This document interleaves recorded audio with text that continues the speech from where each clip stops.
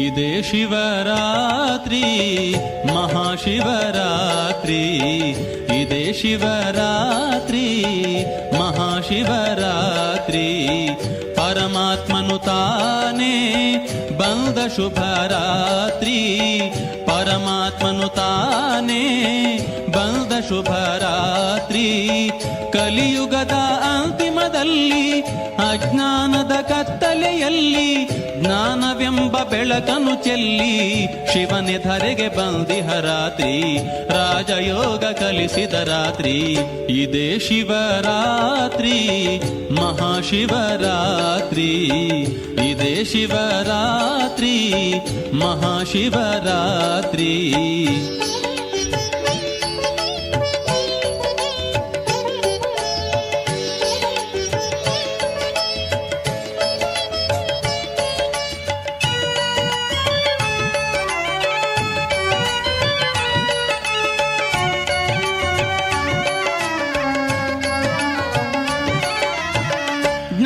ಜ್ಯೋತಿ ಬೆಳಗುವ ರಾತ್ರಿ, ವಿಕಾರಗಳ ಗೆಲ್ಲುವ ರಾತ್ರಿ, ಜ್ಞಾನ ಜ್ಯೋತಿ ಬೆಳಗುವ ರಾತ್ರಿ, ವಿಕಾರಗಳ ಗೆಲ್ಲುವ ರಾತ್ರಿ, ಮನದಿ ಜಾಗೃತಿ ಮೂಡಿದ ರಾತ್ರಿ, ಸಂಗಮ ಯುಗವೇ ನಿಜ ಶಿವರಾತ್ರಿ, ಶಿವನ ನೆನಪೇ ನಿಜ ಉಪವಾಸ, ಶಿವನ ನೆನೆದರೆ ಸ್ವರ್ಗದ ವಾಸ, ಇದೇ ಶಿವರಾತ್ರಿ ಮಹಾಶಿವರಾತ್ರಿ, ಇದೇ ಶಿವರಾತ್ರಿ ಮಹಾಶಿವರಾತ್ರಿ.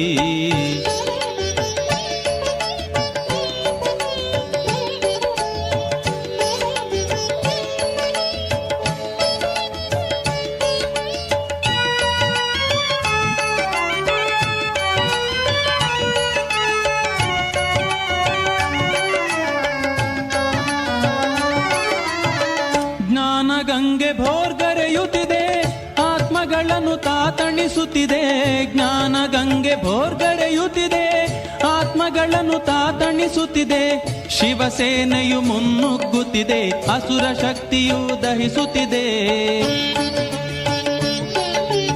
ಅಜ್ಞಾನದ ಕರಾಳ ರಾತ್ರಿ, ಜ್ಞಾನ ಸೂರ್ಯನು ಮೂಡಿದ ರಾತ್ರಿ, ಇದೇ ಶಿವರಾತ್ರಿ ಮಹಾಶಿವರಾತ್ರಿ, ಇದೇ ಶಿವರಾತ್ರಿ ಮಹಾಶಿವರಾತ್ರಿ, ಪರಮಾತ್ಮನು ತಾನೇ ಬಂದ ಶುಭರಾತ್ರಿ, ಪರಮಾತ್ಮನು ತಾನೇ ಬಂದ ಶುಭರಾತ್ರಿ, ಕಲಿಯುಗದ ಅಂತಿಮದಲ್ಲಿ ಅಜ್ಞಾನದ ಕತ್ತಲೆಯಲ್ಲಿ ಜ್ಞಾನವೆಂಬ ಬೆಳಕನ್ನು ಚೆಲ್ಲಿ ಶಿವನೇ ಧರೆಗೆ ಬಂದಿಹ ರಾತ್ರಿ, ರಾಜಯೋಗ ಕಲಿಸಿದ ರಾತ್ರಿ, ಇದೇ ಶಿವರಾತ್ರಿ ಮಹಾಶಿವರಾತ್ರಿ, ಇದೇ ಶಿವರಾತ್ರಿ ಮಹಾಶಿವರಾತ್ರಿ.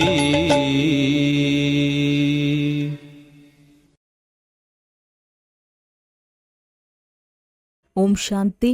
ಇಂದಿನ ದಿನಾಂಕ 22/6/2026. ಪ್ರಾರ್ಥ ಮುರುಳಿ ಬಾಪ್ ದಾದಾ ಮಧುಬನ. ಮಧುರ ಮಕ್ಕಳೇ, ನೀವು ಮಕ್ಕಳ ಸೇವೆಯನ್ನು ಮಾಡಲು ತಂದೆಯು ಬಂದಿದ್ದಾರೆ. ನೀವು ತಂದೆಯ ಸಮಾನರಾಗಿ ಎಲ್ಲರ ಸೇವೆ ಮಾಡಿ. ಪ್ರಶ್ನೆ: ಬ್ರಹ್ಮ ತಂದೆಗೆ ಯಾವ ಒಂದು ವಿಚಾರ ಬಂದಿತು ಅದಕ್ಕೆ ಶಿವ ತಂದೆಯು ಕಾದು ನೋಡಿ ಯೋಚಿಸಬೇಡಿ ಎಂದು ಹೇಳುತ್ತಾರೆ. ಉತ್ತರ: ಬಾಬಾರವರ ವಿಚಾರ ನಡೆಯುತ್ತದೆ. ಸಮಯವು ಬಹಳ ನಾಜೂಕಾಗಿ ನಡೆಯುತ್ತದೆ. ಮಕ್ಕಳು ಅವಿನಾಶಿ ಜ್ಞಾನ ರತ್ನಗಳನ್ನು ಪಡೆಯಲು ಬರಲೇಬೇಕು. ಇಷ್ಟು ಮಂದಿ ಮಕ್ಕಳು ಬಂದು ಎಲ್ಲಿ ಇರುವರು? ಎಷ್ಟೊಂದು ಮನೆಗಳನ್ನು ಮಾಡಬೇಕಾಗುತ್ತದೆ. ಇದಕ್ಕೆ ಶಿವ ತಂದೆಯು ಹೇಳುತ್ತಾರೆ, ಕಾದು ನೋಡಿ ಕಲ್ಪದ ಹಿಂದೆ ಹೇಗೆ ಬಂದು ಇದ್ದರೋ ಹಾಗೆಯೇ ಇರುತ್ತಾರೆ. ನೀವು ಯೋಚಿಸಬೇಡಿ, ನೀವು ಕೇವಲ ಓದುತ್ತಾ ಇರಿ ಮತ್ತು ಮನ್ಮನಾಭವದಲ್ಲಿರಿ. ನೀವು ಕರ್ಮಾತೀತ ಆಗುವ ಪುರುಷಾರ್ಥವನ್ನು ಮಾಡಬೇಕಾಗಿದೆ.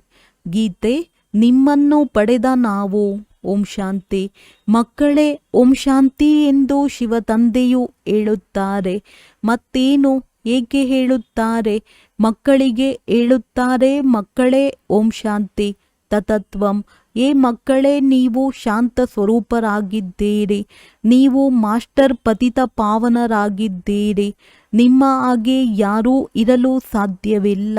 ಎಂತಹ ಕಾಗೆಯೋ ಅಂತಹ ಮಕ್ಕಳೆಂದು ಹೇಳುತ್ತಾರೆ. ನೀವು ತಿಳಿದುಕೊಂಡಿದ್ದೀರಿ, ಹೇಗೆ ತಂದೆಯೋ ಹಾಗೆಯೇ ನಾವಾಗಿದ್ದೇವೆ. ನಾನು ಜ್ಞಾನ ಸಾಗರನಾಗಿದ್ದೇನೆ ಅಂದಾಗ ನೀವು ಮಾಸ್ಟರ್ ಜ್ಞಾನ ಸಾಗರರಾಗಿದ್ದೀರೆಂದು ನೀವು ತಿಳಿದುಕೊಂಡಿದ್ದೀರಿ. ಅಂದ ಮೇಲೆ ನೀವೆಲ್ಲರೂ ನದಿಗಳಾಗಿದ್ದೀರಿ. ಸಾಗರನ ಮಕ್ಕಳು ಮರಿಗಳು ಇರಬೇಕಲ್ಲವೇ? ದೊಡ್ಡ ದೊಡ್ಡ ನದಿಗಳಿವೆ, ಕೊಳಗಳಿವೆ, ಸರೋವರಗಳು ಇವೆ. ಅವುಗಳೆಲ್ಲ ಜಡವಾಗಿವೆ. ನೀವು ಚೈತನ್ಯವಾಗಿದ್ದೀರಿ. ಸಾಗರದಿಂದಲೇ ಎಲ್ಲವೂ ಹುಟ್ಟಿಕೊಂಡಿದೆ. ಕೆಲವು ಮಕ್ಕಳಿಗೆ ಈ ಮಾತುಗಳು ತಿಳಿಯುವುದಿಲ್ಲ, ಏಕೆಂದರೆ ಮಕ್ಕಳು ವಿದ್ಯಾವಂತರಾಗಿರುವುದಿಲ್ಲ. ತಂದೆಯೇ ಒಮ್ಮೆ ಬಂದು ಒಂದು ಪ್ರಶ್ನೆಯನ್ನು ಕೇಳಿದ್ದರು. ಸಕ್ಕರೆಯನ್ನು ಯಾವುದರಿಂದ ಮಾಡುತ್ತಾರೆ? ಬೆಲ್ಲವನ್ನು ಯಾವುದರಿಂದ ಮಾಡುತ್ತಾರೆ? ಕೆಂಪು ಕಬ್ಬಿನಿಂದ ಬೆಲ್ಲವನ್ನು, ಬಿಳಿ ಕಬ್ಬಿನಿಂದ ಸಕ್ಕರೆಯನ್ನು ತಯಾರಿಸುತ್ತಾರೆ ಎಂದು ಹೇಳಿದ್ದರು. ಏಕೆಂದರೆ ಅವರು ಓದಿರಲಿಲ್ಲ ಅಲ್ಲವೇ? ಈಗ ನಿಮಗೆ ಎಷ್ಟು ದೊಡ್ಡ ಮಾತುಗಳನ್ನು ತಿಳಿಸುತ್ತಾರೆ. ನೀರಿನ ಸಾಗರದಿಂದ ನದಿಗಳು ಹುಟ್ಟುತ್ತವೆ.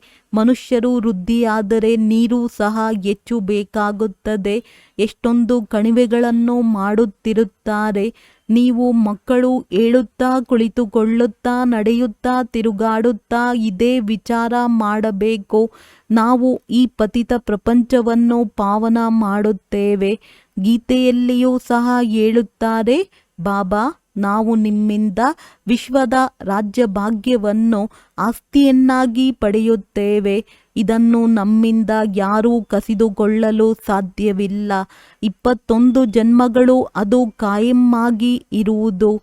ಬೇಹದ್ದಿನ ತಂದೆಯು ಬೇಹದ್ದಿನ ರಾಜ್ಯಭಾಗ್ಯವನ್ನು ಕೊಡುತ್ತಾರೆ. ಯೋಗ್ಯರನ್ನಾಗಿ ಪವಿತ್ರರನ್ನಾಗಿ ಮಾಡುತ್ತಾರೆ. ಏ ಪತಿತ ಪಾವನ ಎಂದು ಸಹ ಕರೆಯುತ್ತಾರೆ. ಕೃಷ್ಣನನ್ನು ಕರೆಯುವುದಿಲ್ಲ, ಆದರೆ ನಿರಾಕಾರ ಭಗವಂತನನ್ನೇ ಕರೆಯುತ್ತಾರೆ. ಏ ಪತಿತ ಪಾವನ ಎಂದಾಗ ಕೃಷ್ಣನು ಬುದ್ಧಿಯಲ್ಲಿ ಬರುವುದಿಲ್ಲ, ಪರಮಾತ್ಮನೇ ಬರುತ್ತಾರೆ. ತಂದೆಯು ಪ್ರತಿಯೊಂದು ಮಾತನ್ನು ತಿಳಿಸುತ್ತಾರೆ. ನೀವು ತಂದೆಯ ಸನ್ಮುಖದಲ್ಲಿ ಕುಳಿತಿದ್ದೀರಿ. ಇವರು ಯಾವುದೇ ಸಾಧು ಸಂತರಲ್ಲ. ನಿರಾಕಾರ ಶಿವ ತಂದೆಯು ಈ ಬ್ರಹ್ಮನ ಶರೀರದಲ್ಲಿ ಪ್ರವೇಶ ಮಾಡಿ ನಮಗೆ ಓದಿಸುತ್ತಾರೆಂದು ನೀವು ತಿಳಿದಿದ್ದೀರಿ. ಪರಮಪಿತ ಪರಮಾತ್ಮನು ಬ್ರಹ್ಮನ ತನುವಿನ ಮುಖಾಂತರ ಆದಿ ಸನಾತನ ದೇವಿ ದೇವತಾ ಧರ್ಮದ ಸ್ಥಾಪನೆ ಮಾಡುತ್ತಾರೆಂದು ಗಾಯನವಿದೆ. ವಿನಾಶವು ಸ್ಥಾಪನೆಯ ನಂತರ ಆಗುವುದು. ಪರಮಾತ್ಮನು ಹಳೆಯ ಪ್ರಪಂಚದಲ್ಲಿಯೇ ಬರುತ್ತಾರೆಂದು ಇದರಿಂದ ಸಿದ್ಧವಾಗುತ್ತದೆ. ಬ್ರಹ್ಮನ ಮುಖಾಂತರ ಹೊಸ ಪ್ರಪಂಚದ ಸ್ಥಾಪನೆ, ಶಂಕರನ ಮುಖಾಂತರ ಅನೇಕ ಧರ್ಮಗಳ ವಿನಾಶವನ್ನು ಮಾಡಿಸುತ್ತಾರೆ. ಸತ್ಯಯುಗದಲ್ಲಿ ಒಂದು ಧರ್ಮವಿತ್ತು, ಈಗಂತೂ ಅನೇಕ ಧರ್ಮಗಳಿವೆ. ಒಂದು ಧರ್ಮದವರ ದೇವಿ ದೇವತಾ ಧರ್ಮದ ಚಿಹ್ನೆಯಾಗಿ ಚಕ್ರ ಇತ್ಯಾದಿಗಳಿವೆ. ಈ ಲಕ್ಷ್ಮೀನಾರಾಯಣರನ್ನು ವಿಶ್ವದ ಮಾಲೀಕರೆಂದು ಹೇಳಲಾಗುತ್ತದೆ. ಸ್ವರ್ಗದ ಮಾಲೀಕರು ವಿಶ್ವದ ಮಾಲೀಕರಾದರಲ್ಲವೇ? ಈ ಮಾತುಗಳು ನೀವು ಮಕ್ಕಳ ಬುದ್ಧಿಯಲ್ಲಿದೆ. ಮಕ್ಕಳೇ, ಮನ್ಮನಾಭವ ಎಂದು ತಂದೆಯು ಹೇಳುತ್ತಾರೆ. ಮಕ್ಕಳಿಗೆ ಇದು ಗಳಿಗೆ ಗಳಿಗೆಗೂ ಸಾವಧಾನ ಸಿಗುತ್ತದೆ. ತಂದೆ ಮತ್ತು ಆಸ್ತಿಯನ್ನು ನೆನಪು ಮಾಡಿ, ಇದನ್ನು ಮರೆಯಬಾರದು. ನಂತರ ಅಂಶಗಳೆಲ್ಲವನ್ನೂ ಮರೆತು ಹೋಗುತ್ತಾರೆ.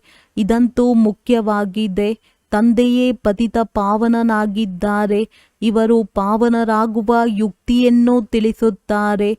ನೀವು ಸತೋ ಪ್ರಧಾನರಾಗಿದ್ದೀರಿ, ಈಗ ತಮೋ ಪ್ರಧಾನ ಪತಿತರಾಗಿದ್ದೀರಿ. ಪೂರ್ಣ 84 ಜನ್ಮಗಳನ್ನು ತೆಗೆದುಕೊಂಡಿದ್ದೀರಿ, ಈಗ ಪುನಃ ಸತೋ ಪ್ರಧಾನರಾಗಬೇಕಾಗಿದೆ. ನೀವು ಸತೋ ಪ್ರಧಾನರಾದರೆ ಪವಿತ್ರ ಪ್ರಪಂಚದಲ್ಲಿ ಹೋಗಲು ಸಾಧ್ಯ.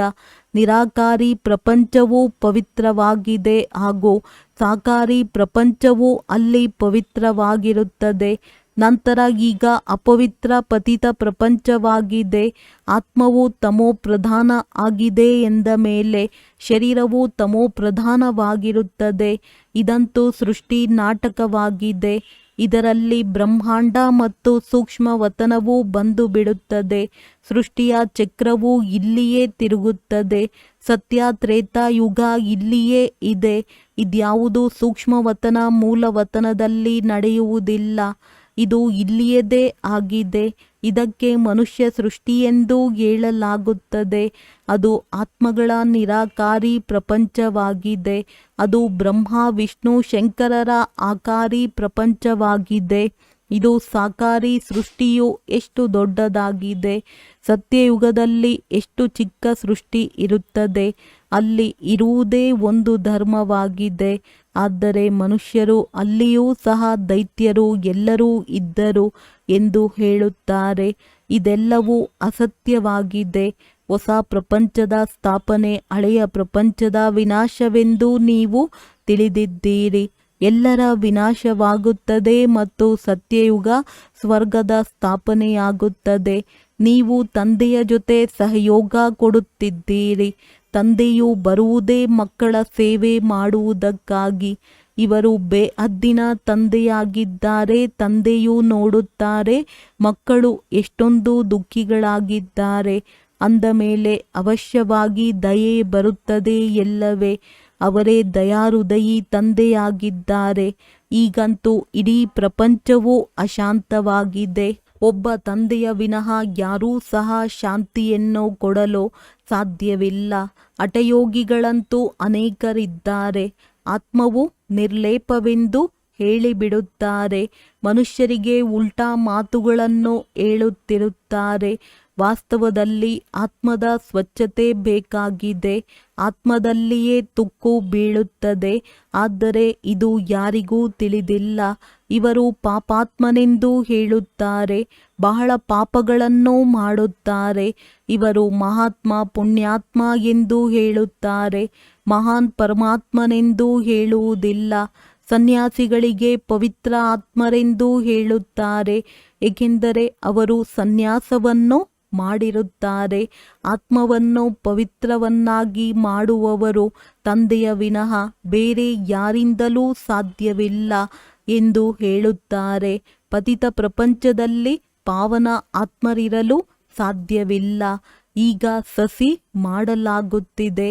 ನಿಧಾನವಾಗಿ ವೃದ್ಧಿಯಾಗುತ್ತಾ ಹೋಗುತ್ತದೆ. ಈಗಂತೂ ಚಿಕ್ಕ ಚಿಕ್ಕ ಮಠಪಂಥಗಳು ಇತ್ಯಾದಿಗಳ ರೆಂಬೆ ಕೊಂಬೆಗಳಿವೆ. ಅದರಲ್ಲಿ ಯಾವುದೇ ಫಲವಿದೆಯೇ? ಅನೇಕ ಪ್ರಕಾರದ ಮಂತ್ರವನ್ನು ಕೊಡುತ್ತಾರೆ. ವಿಧವಾದ ಮಂತ್ರಗಳನ್ನು ಕೊಡುತ್ತಾರೆ. ತಂದೆಯು ಕೊಡುವುದು ಸಹ ವಶೀಕರಣ ಮಂತ್ರವಾಗಿದೆ. ಯಾವುದರಿಂದ ನೀವು ಪಂಚವಿಕಾರಗಳ ಮೇಲೆ ಜಯ ಗಳಿಸುತ್ತೀರಿ.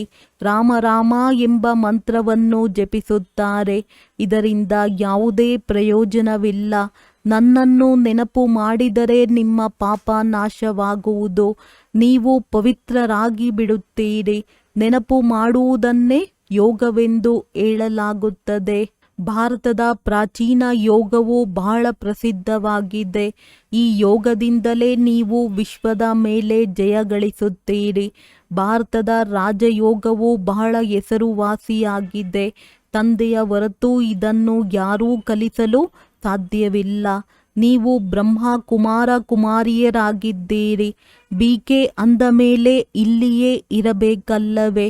ಪ್ರಜಾಪಿತ ಬ್ರಹ್ಮನ ಮಕ್ಕಳೆಂದರೆ ಬ್ರಹ್ಮನ ಜೊತೆಯಲ್ಲಿಯೇ ಇರಬೇಕಾಗಿದೆ. ಬ್ರಾಹ್ಮಣ ಕುಲವು ಅವಶ್ಯವಾಗಿ ಬೇಕು. ಇದಕ್ಕೆ ಸರ್ವೋತ್ತಮ ಶ್ರೇಷ್ಠಾತಿ ಶ್ರೇಷ್ಠ ಬ್ರಾಹ್ಮಣ ಕುಲವೆಂದು ಹೇಳುತ್ತಾರೆ. ನೀವು ಬ್ರಾಹ್ಮಣ ಕುಲದವರಾಗಿದ್ದೀರಿ. ನಂತರ ಅಲ್ಲೋಲ ಕಲ್ಲೋಲವಾಗಿ ಬಿಡುವುದು. ಇದು ಬಾಜೋಲಿ ಆಟವಾಗಿದೆ. ಶೂದ್ರರಿಂದ ಬ್ರಾಹ್ಮಣರಾಗಿ ನಂತರ ದೇವತೆ ಕ್ಷತ್ರಿಯ ಆಗುತ್ತೀರಿ. ಅಂದ ಮೇಲೆ ಮಧುರಾತಿ ಮಧುರ ಮಕ್ಕಳಿಗೆ ತಂದೆಯನ್ನು ನೆನಪು ಮಾಡಿ ಎಂದು ಸ್ವಲ್ಪವೇ ತಿಳಿಸುತ್ತಾರೆ.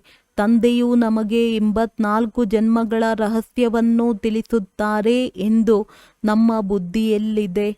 84 ಲಕ್ಷ ಅಥವಾ 84 ಜನ್ಮಗಳ ಲೆಕ್ಕವಂತೂ ಬೇಕಲ್ಲವೇ? ಇದು ಯಾರಿಗೂ ತಿಳಿದಿಲ್ಲ.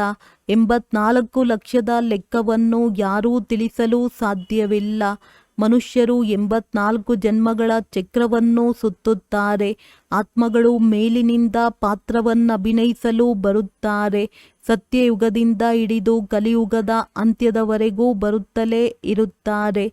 ಪ್ರತಿಯೊಬ್ಬರೂ ತಮ್ಮ ತಮ್ಮ ಪಾತ್ರವನ್ನು ಅಭಿನಯಿಸುತ್ತಲೇ ಇರುತ್ತಾರೆ. ಈ ಮಾತುಗಳು ಯಾವುದೇ ಮನುಷ್ಯರಿಗೆ ಗೊತ್ತಿಲ್ಲ, ಆದರೆ ಒಬ್ಬ ತಂದೆಗೆ ತಿಳಿದಿರುತ್ತದೆ. ಮನುಷ್ಯರಿಗೆಂದೂ ಪರಮಪಿತ ಗಾಡ್ ಫಾದರ್ ಎಂದು ಕರೆಯಲು ಸಾಧ್ಯವಿಲ್ಲ. ಗಾಡ್ ಫಾದರ್ ಎಂದು ಕರೆಯುವುದರಿಂದ ಶಿವ ತಂದೆಯ ಕಡೆ ಬುದ್ಧಿಯು ಹೋಗುತ್ತದೆ. ಜೀವಾತ್ಮರ ತಂದೆಯೂ ಇರಬೇಕಲ್ಲವೇ? ಆತ್ಮವು ಒಂದು ಶರೀರವನ್ನು ಬಿಟ್ಟು ಇನ್ನೊಂದನ್ನು ತೆಗೆದುಕೊಳ್ಳುತ್ತದೆ. ನಿರಾಕಾರ ತಂದೆಯ ಹೆಸರಾಗಿದೆ ಶಿವ. ನಿಮ್ಮದು ಒಂದೇ ಹೆಸರು ಆತ್ಮ ಎಂದಾಗಿದೆ. ನಂತರ ಶರೀರದಿಂದ ಭಿನ್ನ ಭಿನ್ನ ನಾಮಗಳಲ್ಲಿ ಬರುತ್ತೀರಿ. ಪರಮಪಿತ ಪರಮಾತ್ಮನು ಶರೀರದಲ್ಲಿ ಬಂದು ಜ್ಞಾನವನ್ನು ತಿಳಿಸುತ್ತಾರೆ. ಶರೀರವಿಲ್ಲದೆ ತಿಳಿಸಲು ಆಗುತ್ತದೆಯೇ? ಅಂದ ಮೇಲೆ ಇವರಿಗಂತೂ ತಮ್ಮದೇ ಆದ ಹೆಸರಿದೆ. ನನಗೆ ಶರೀರದ ಯಾವುದೇ ಹೆಸರಿಲ್ಲ.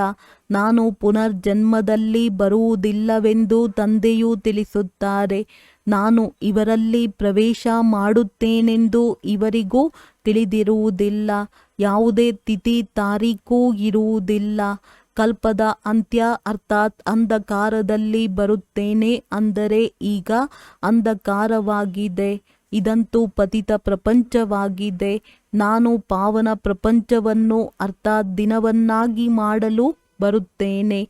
ತಂದೆಯು ಯಾವಾಗ ಪ್ರವೇಶ ಮಾಡುತ್ತಾರೆಂದು ಯಾರಿಗೂ ತಿಳಿದಿಲ್ಲ.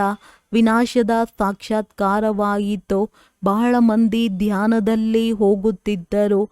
ಆದರೂ ಸಹ ಯಾರಿಗೂ ತಿಥಿ ತಾರೀಖು ವೇಳೆಯನ್ನು ಹೇಳಲು ಸಾಧ್ಯವಿಲ್ಲ. ಕೃಷ್ಣನನ್ನು ಪೂಜೆ ಮಾಡುತ್ತಾರೆ. ಅವನ ಜನ್ಮವನ್ನು ರಾತ್ರಿಯಲ್ಲೇ ತೋರಿಸುತ್ತಾರೆ. ಯಾವ ಸಮಯ, ತಿಥಿ ತಾರೀಖು ಎಲ್ಲವನ್ನು ತೋರಿಸುತ್ತಾರೆ. ನಾನಂತೂ ನಿರಾಕಾರನಾಗಿದ್ದೇನೆ. ಮನುಷ್ಯರು ಹೇಗೆ ಜನ್ಮ ಪಡೆಯುವರೋ ಹಾಗೆಯೇ ನನ್ನ ಜನ್ಮವಾಗಲು ಸಾಧ್ಯವೇ? ನನ್ನ ಜನ್ಮವಂತೂ ದಿವ್ಯ ಅಲೌಕಿಕ ಜನ್ಮವಾಗಿದೆ. ನಾನು ಇವರಲ್ಲಿ ಪ್ರವೇಶ ಮಾಡಿ ನಂತರ ಹೊರಟು ಹೋಗುತ್ತೇನೆ. ಎತ್ತಿನ ಮೇಲೆ ಇಡೀ ದಿನ ಸವಾರಿ ಮಾಡುತ್ತಾರೆಯೇ? ನನ್ನನ್ನು ಯಾವ ಸಮಯದಲ್ಲಿ ಯಾವುದೇ ಮಗು ನೆನಪು ಮಾಡಿದರೆ ನಾನು ಹಾಜರಾಗುತ್ತೇನೆ. ತಂದೆಯು ಬಂದು ಮಕ್ಕಳ ಮಿಲನ ಮಾಡುತ್ತಾರೆ ಮತ್ತು ಗುಡ್ ಮಾರ್ನಿಂಗ್ ಹೇಳುತ್ತಾರೆ. ಹೇಗೆ ಮನುಷ್ಯರು ಒಬ್ಬರನ್ನೊಬ್ಬರು ಮಿಲನ ಮಾಡುವಾಗ ರಾಮ್ ರಾಮ್ ಅಥವಾ ನಮಸ್ತೆ ಹೇಳುತ್ತಾರೆ. ಇವರು ಆತ್ಮೀಯ ಬೇಅದ್ದಿನ ತಂದೆಯಾಗಿದ್ದಾರೆ. ನಾನು ನೀವೆಲ್ಲ ಮಕ್ಕಳ ತಂದೆಯಾಗಿದ್ದೇನೆ. ಅಂದ ಮೇಲೆ ಶಿವ ತಂದೆಯ ಸಂತಾನರೆಲ್ಲರೂ ಸಹೋದರ ಸಹೋದರರಾಗಿದ್ದೀರಿ ಎಂಬ ಖುಷಿಯ ನಶೆ ಏರಿರಬೇಕು. ಬೇಅದ್ದಿನ ತಂದೆಯು ಬೇಅದ್ದಿನ ಆಸ್ತಿಯನ್ನು ಕೊಡಲು ಬಂದಿದ್ದಾರೆ. ಮಕ್ಕಳನ್ನು ನೋಡಿ ತಂದೆಗೆ ಎಷ್ಟೊಂದು ಮಕ್ಕಳಿದ್ದಾರೆಂದು ಖುಷಿಯಾಗುತ್ತದೆ. ಬಾಬಾ ನಾವು ಮಕ್ಕಳನ್ನು ಸ್ವರ್ಗದ ಮಾಲೀಕರನ್ನಾಗಿ ಮಾಡುತ್ತಿದ್ದಾರೆ, ರಾಜ್ಯ ಭಾಗ್ಯವನ್ನು ಕೊಡುತ್ತಿದ್ದಾರೆಂದು ಮಕ್ಕಳು ತಿಳಿದುಕೊಂಡಿದ್ದೀರಿ. ನಮ್ಮ ಭಾರತ ದೇಶವೆಂದು ಹೇಗೆ ಭಾರತವಾಸಿಗಳು ಹೇಳುತ್ತಾರೆಯೋ ಹಾಗೆಯೇ ಪ್ರಜೆಗಳೂ ಸಹ ನಮ್ಮ ರಾಜ್ಯವೆಂದು ಹೇಳುತ್ತಾರೆ. ರಾಜ ಪ್ರಜೆ ಇಬ್ಬರೂ ಸಹ ನಮ್ಮ ದೇಶವೆಂದು ಹೇಳುತ್ತಾರೆ. ನೀವು ಮಕ್ಕಳು ನರಕವಾಸಿಗಳಾಗಿದ್ದೀರಿ, ನಂತರ ಸ್ವರ್ಗವಾಸಿಗಳಾಗುತ್ತೀರಿ. ತಂದೆ ಮತ್ತು ಆಸ್ತಿಯನ್ನು ನೆನಪು ಮಾಡಿ, ಮತ್ಯಾವುದೇ ತೊಂದರೆ ಕೊಡುವುದಿಲ್ಲ. ಗೃಹಸ್ಥ ವ್ಯವಹಾರದಲ್ಲಿಯೇ ಇರಬೇಕಾಗಿದೆ, ಇಲ್ಲಿ ಬಂದು ಇರಬೇಕಾಗಿಲ್ಲ. ಇಲ್ಲಿಗೆ ಎಲ್ಲರೂ ಓಡಿ ಬಂದರೆ ಎಲ್ಲರನ್ನೂ ತಂದೆಯು ಎಲ್ಲಿಡಲು ಸಾಧ್ಯ? ಇಷ್ಟೊಂದು ಮಂದಿ ಮಕ್ಕಳನ್ನು ಒಟ್ಟಿಗೆ ಹೇಗೆ ಇಡಲು ಸಾಧ್ಯ? ಎಲ್ಲ ಸೇವಾ ಕೇಂದ್ರದ ಮಕ್ಕಳು ಒಮ್ಮೆ ಒಟ್ಟಾಗಿ ಸೇರಲು ಹೇಗೆ ಸಾಧ್ಯ? ಉಳಿದುಕೊಳ್ಳಲು ಎಲ್ಲಿ ಸಾಧ್ಯ? ಕಷ್ಟವಿದೆಯಲ್ಲವೇ? ದಿನ ಪ್ರತಿದಿನ ವೃದ್ಧಿಯಾಗುತ್ತಿರುತ್ತದೆ. ಇದಕ್ಕೂ ಸಹ ಯುಕ್ತಿಯನ್ನು ರಚಿಸಬೇಕಾಗಿದೆ. ಅಕ್ಕಪಕ್ಕದ ಮನೆಗಳನ್ನು ತೆಗೆದುಕೊಳ್ಳಬೇಕಾಗುತ್ತದೆ. ಆದ್ದರಿಂದ ಎಷ್ಟಾಗುತ್ತದೆ ಎಂದು ಮನೆಯವರನ್ನು ಕೇಳಿರಿ. ಸಮಯದಲ್ಲಂತೂ ತೆಗೆದುಕೊಳ್ಳಲೇಬೇಕಾಗುತ್ತದೆ. ಹಣದ ಮಾತಂತೂ ಏನೂ ಇಲ್ಲ. ಸಮಯವು ಬಹಳ ನಾಜೂಕಾಗುತ್ತಾ ಇದೆ. ತಂದೆ ಮತ್ತು ಮಕ್ಕಳು ಇಬ್ಬರೂ ಅವಿನಾಶಿಯಾಗಿದ್ದಾರೆ. ಅವಿನಾಶಿ ಖಜಾನೆಯನ್ನು ಕೊಡುತ್ತಿದ್ದಾರೆ ಅಂದಾಗ ಬಹಳಷ್ಟು ಮಂದಿ ಮಕ್ಕಳು ಬರಬೇಕಾಗಿದೆ. ತಂದೆಯು ವಿಚಾರ ಮಾಡುತ್ತಾರೆ, ಇಷ್ಟೊಂದು ಮಂದಿ ಮಕ್ಕಳು ಬಂದರೆ ಎಲ್ಲಿ ಇರುವರು? ತಂದೆಯು ಹೇಳುತ್ತಾರೆ, ಕಾದು ನೋಡು. ನೀನು ಮನ್ಮನಾಭವ ಆಗಿ ಓದುತ್ತಲೇ ಇರಬೇಕಾಗಿದೆ. ನೀವು ಮಕ್ಕಳ ಬುದ್ಧಿಯಲ್ಲಿ ಈ ವಿಚಾರ ಬರಬೇಕು, ನಾವು ಕರ್ಮಾತೀತ ಸ್ಥಿತಿಯಲ್ಲಿ ಹೋಗಿ ಸತೋಪ್ರಧಾನರಾಗಬೇಕಾಗಿದೆ. ನೆನಪಿನಿಂದಲೇ ಪಾವನರಾಗುತ್ತೀರಿ. ತಂದೆಯಂತೂ ಸಹಜವಾದ ಮಾತುಗಳನ್ನು ತಿಳಿಸುತ್ತಾರೆ. ಅತಿ ಸಹಜವಾದ ಮಾತು ಕೇವಲ ತಂದೆಯನ್ನು ನೆನಪು ಮಾಡುವುದಾಗಿದೆ. ನೋಡಿ, ಕರುವಿಗೆ ತನ್ನ ತಾಯಿಯ ನೆನಪು ಬಂದರೆ ಹೇಗೆ ಕೂಗುತ್ತದೆ? ಅದಂತೂ ಪ್ರಾಣಿಯಾಗಿದೆ.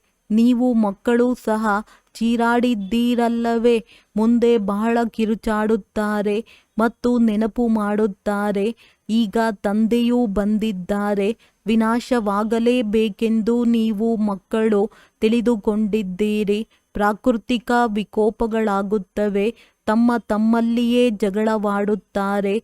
ಎಷ್ಟೊಂದು ಹಣವನ್ನು ಖರ್ಚು ಮಾಡಿ ಬಾಂಬುಗಳನ್ನು ತಯಾರಿಸುತ್ತಾರೆ ಅಂದಾಗ ಎಷ್ಟೊಂದು ಹಣ ವ್ಯರ್ಥವಾಗುತ್ತದೆ.